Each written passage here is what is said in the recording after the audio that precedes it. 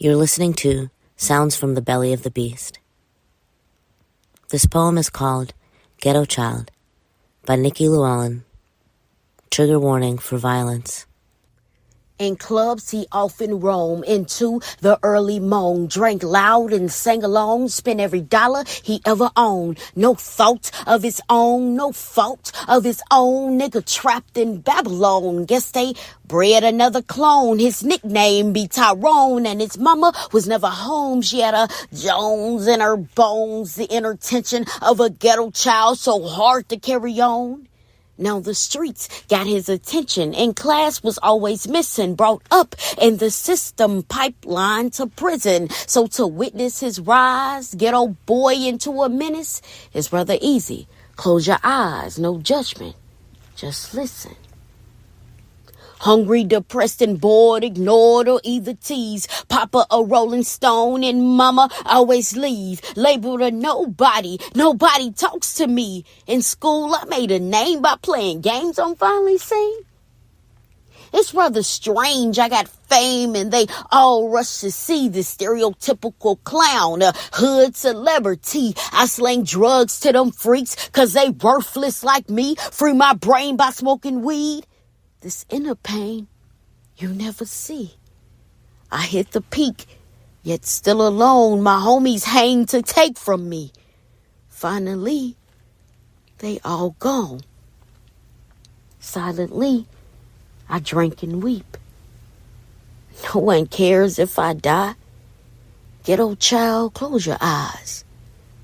I took a sigh and got high and contemplate suicide. Dark forces led me to place the gun underneath. Shot blast, don't hear a ring. Life flash, blood leak. Meet my fate on the curb. Body lay on concrete. Car swerves and silent screams like a scene on TV. A brief smile traced my cheek. Ghetto child to ghetto king. I was trapped. I got the strap. I set my own self free. Ghetto child.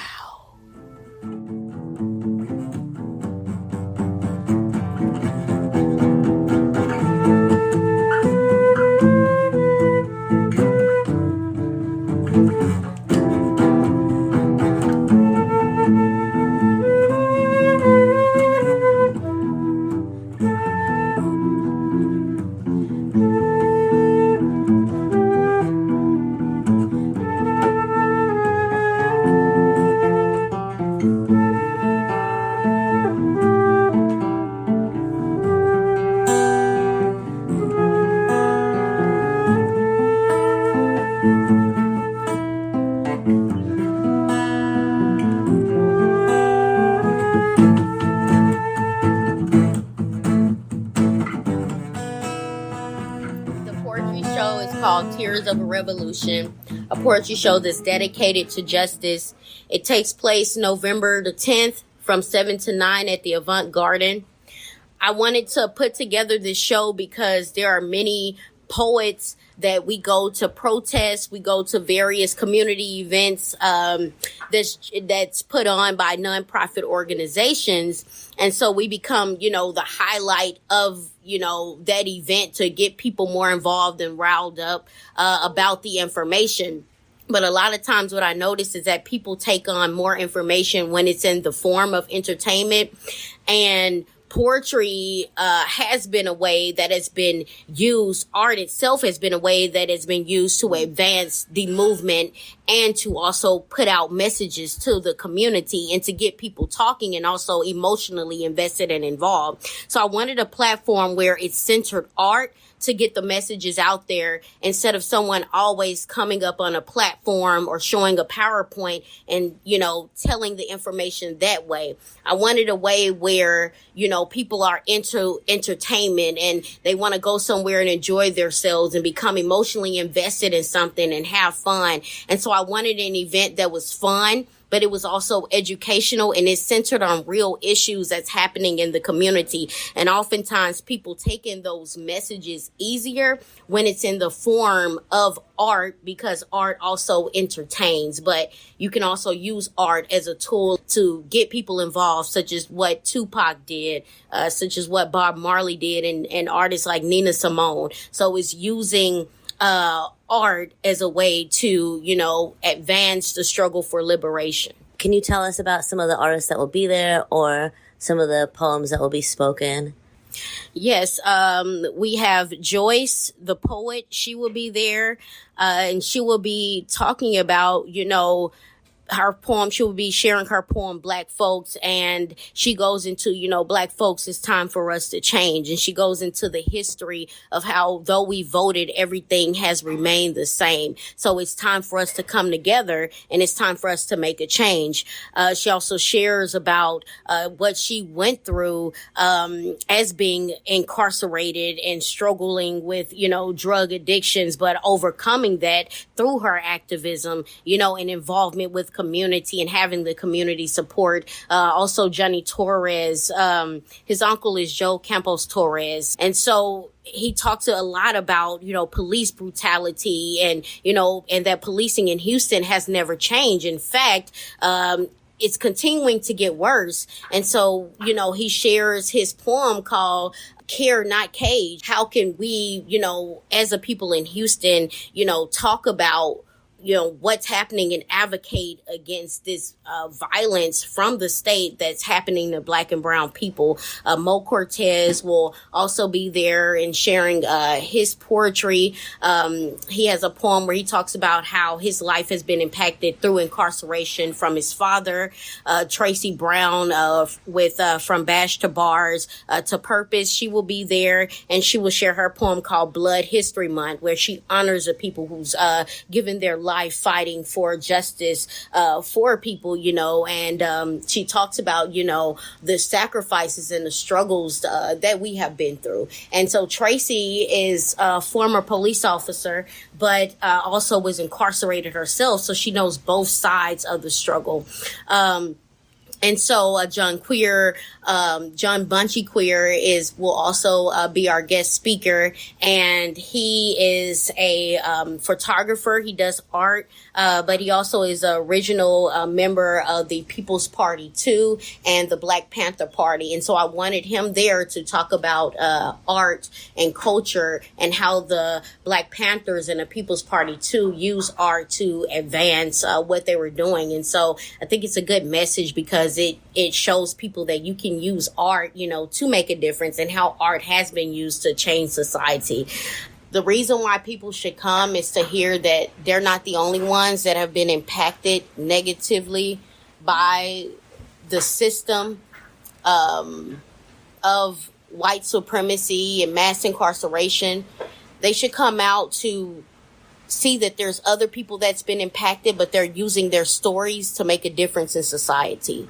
And so just like these poets are using their stories to make a difference, they too can use their struggles and what they've went through to speak out against it, even if they are not in commissioner's court, or even if they're not in city council, advocating for a certain policy. They can be in the community, and they can use their voice through, whether it's rap, through poetry, whether it's through a stage play or a drawing, to share their story and to make a difference in their communities. I remember what age you said, so please repeat that, but it sounds like you weren't really an artist until you learned more about history, etc., and became an activist. Is that correct? I started in art when I was young, in middle school. That's when I started speech and debate. And that's when I started with art. And what I noticed in speech and debate is that there would be certain competitions where I felt where I would win those competitions, but I wouldn't actually come in first place. Someone else did. Usually that person would come from a more resource school, or they would be lighter skinned. And so at the particular time, I didn't know what racism was or where it stemmed from.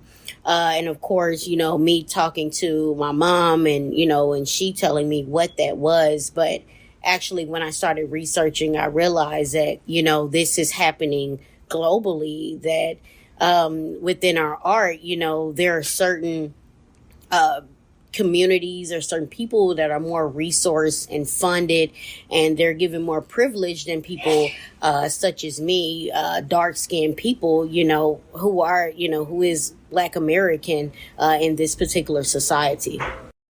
I had a poem that I put together, and it was a poem, and it was based on everything that I had studied in history. And so what I did was I typed out a link to that poem. I put it on YouTube. I typed out the link and I printed it out and I cut it. And then I would go, at the time I lived in Sunnyside, and I would go and I would pass out this link to people in the community. And I would stand on the side of even bus stops and streets, and I would stop people in their car just to hand them a YouTube link to my poem that I had cut out. And so I did that when I was very young. So this is the first thing that I've done in activism with the arts. That's amazing. Is that still on YouTube? I don't think so. Yes, it actually, I can find it on Facebook, actually. We're going to have to find it. Okay. That's amazing. That's really fucking cool. So how old were you then? Yeah, I was 17 when I started in activism. I don't remember what age. I want to say even that I was 17 when I did that. Was it? How old was I in Sunnyside? In Sunnyside. It was when It doesn't matter. We're so old, it doesn't matter at that point. I wanted to segue would be fast forward 20 years later. Okay, fuck that segue. So that was your first artistic project, right? Mm-hmm. And now, all these years later, you're putting together a poetry show. Yes. At Avant Garden. Is this the first, second, third? What is this? This is actually the first time that I've put together a poetry show, because I always do stage plays. What's interesting is that I did my first stage play called Inner City Blues on November the 10th, 2012. And so that date that I chose, I didn't even know that coming back November the 10th, I would be doing a poetry show, Tears of a Revolution. And so that's very interesting because that was the first stage play I did. That's when I first launched my film and theater company, Blacker the Berry Entertainment. And it touched on issues that dealt with poverty, that dealt with Black on Black crime. I also talked about, social conditions, such as self-hatred, and how the media influences us to behave in certain ways. And also dealt with Black history and racism in society. So, it was this overall story that, dealt with this sad story on Black on Black crime, but it also dealt with other elements in our communities, Do you want to say what? Just simply to support the poetry writers, the poetry. They just simply come out and support and just be there, be a listening ear, and see how, if they want to get in and decide they want to be a part of what we are doing, so they can see what can I do, ask themselves, what can I do to help, because we're fighting for change for everybody, and whoever that, that's going through struggle, we're women's in the struggle right now, and we trying to come up, we trying to make a difference, because we're tired of being depressed and being left out, because we Black, because we're peoples of color, because we poor. We're tired of being left out. It's time for us to rise up, and speak, and speak on these things that we see that's not right, and that's all I'm going to say right now. But it's time. It's time to stand up. If we ever going to stand up, it's time now. Okay, that was actually Joyce the poet. So that was a little bit of a preview of the show. And honestly, y'all are both so fucking inspiring. Everything you're saying about using, about sharing your struggles, really resonates with me. like using those experiences because it's not stopping. It's people are continuing to be traumatized by the system. So those of us who have been through it, I think most of us feel compelled to use our experiences to help those that we know are gonna go through it in the future. Because I agree with you, the time is now, but it's gonna be a minute. It seems like till it's over. Yeah, and I do want to add too is that, you know, Mom, you were talking about therapy when I talked to you, when I interviewed you about why you write poems, and so, you know, using art to talk about your experiences and to be able to get them out and share them with other people is also a form of therapy of healing yourself, right, you know, from the trauma, because a lot of us can't continue to go on until we're able to get that particular how we feel out. And then how do we get it out? Do we express ourselves in a negative fashion, or do we express ourselves in a way that helps us heal? And then also let other people know that they're not alone. And then also say, well, here is the next step. You can do something about it. Here are various things that you can do. And so, you know, Tupac provided the problem in his poetry, which is, you know, used through rap. What they call rap is really poetry. But he used his poems to present the problem and to also present the solution to that particular problem. And so we can use art to show what the problem is, help people identify, but then to say, well, there is something that you can do about it, and here's what you can do. And then sometimes, right, you know, in some moments there is no solution, but maybe it is for us to talk about it, because maybe a solution will come from us just simply like being in solidarity with saying that we're all going through this right now, and this is how we're feeling, and here is a safe space for you to be able to talk about what you went through, what you're struggling with. But we're a community that say that, you know, we're all struggling together, and we'll all get through it. Let's continue to love on each other, even though we're going through what we're going through, you know, because largely it's not our fault. Yeah, agreed. Oh, I was just going to say, because I didn't know that I needed, that I had all this inside of me. I didn't know what was wrong with me. I really didn't. Until I came out, I started listening to others speak on their situation and what they was going through. Then I realized I myself had a lot of pent up feelings. And until I started putting it out there, you know, what I had been through, and I started releasing this, I started feeling a weight lifted off of me. And I knew that I needed some kind of help, but I didn't know how. And I realized this was a therapy, you know, for me. This was therapy for me. So that's why I kept coming. I was searching, you know. I needed, and it seemed that the more I came and the more I shared, the more I was releasing this burden off of me, this weight that I had been carrying around for so long. And I thank God. I thank God he made this way through my daughter, Nikki. Because had not she told me and encouraged me, Mama, you need to, you've been to jail, you've been through some stuff. Yeah, I said, yeah, I know. But I felt like I was too embarrassed to let people know that, you know, to tell the world that, hey, I've been in jail, yeah, and this and that happened to me, and, you know, but you know what? That's how the devil got his feet on your neck. When you ashamed to speak out these things, you keep it a secret, and that's how he got you. He got you trapped, because he felt like he got you. You never gonna tell nobody about that. Yes, I'm going to tell it, and I'm going to tell my story. I'm going to share it anytime I can, because I know if my story can help somebody else's story helped me, brought me out. And it's why I feel that I can speak, because I never thought I could ever talk.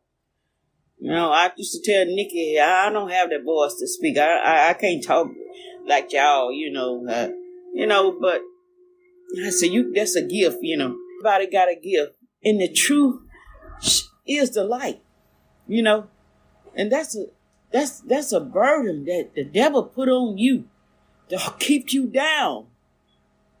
But you got to come out and tell. So you got to tell somebody. You got to talk about this. Share, you got a testimony. Everybody got a testimony. Done been through something in this life. I don't care. It might not be the same as mine, but it's something that you can share. Yeah. But if you can't do nothing else, come out and support the one that can share. And then eventually you might be able to share, For me, I think one of the reasons I started talking about being incarcerated, I mean, first of all, because I was charged with a felony that I wasn't even guilty of, and that's when I found out about the grand jury and all this shit. And I'm like, this is insane. But once I had been incarcerated enough times to really understand like how jail works and how it is basically run by the inmates and it wouldn't even operate without that and all these things.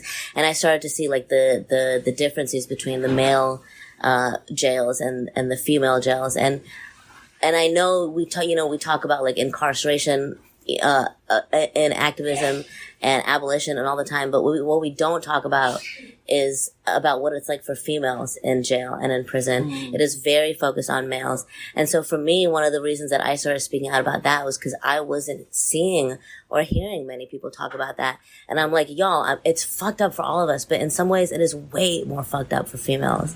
And I won't, go into that right now, but like, it is different. It's different for us. And it's fucked up both ways, and it's fucked up differently. And we just don't really talk about what it's like for females who not only are incarcerated but have been incarcerated. Like we're just forgotten about. And I think probably statistically one could argue that those things get worse if you are trans or queer. Then you're even less considered when even we, the left and abolitionists, talk about incarceration. And so another thing that is really fucking cool about your show, is it's so quote unquote diverse. It's not just like all men. It's not even just like all women. It's a very, very diverse, group of beautiful poets that you have picked, Nikki. I'm super excited for it. Is there anything else that either of y'all want to add that we haven't talked about yet? I just want to add that when I was thinking about the meaning for the show, Tears of the Revolution, and what did I want to name this particular show and what meaning it would have, what I thought about is, how we advocate in the communities, how we go to commissioner's court, the struggles that we go through, the lack of support that we get, but we have to continue going.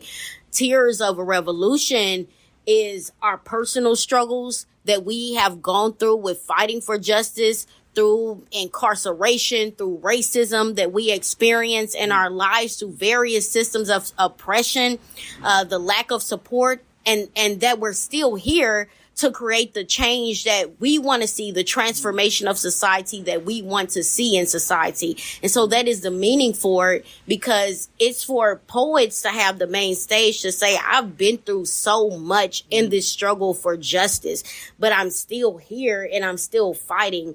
And you all should fight as well. You should get involved and you should fight as well. But let me just share with you what I've personally went through, because this is not a bed of roses. We see flyers and advocacy organizations and, poetry shows, and everyone makes everything look so easy, that it's just, we're going to make a change and we're going to do it tomorrow. But it oftentimes doesn't happen that way. We forget about all of the sacrifices that people have made, the sacrifices that we're making now in our lives, to continue to do art, and get people to come out and try to support it. Any type of movement that's geared towards social change have its own struggles and sacrifices that we must make, that we have made. And so I just wanted to, provide a platform for, artists to be able to, poets to get up there and to talk about those struggles that they have personally went through.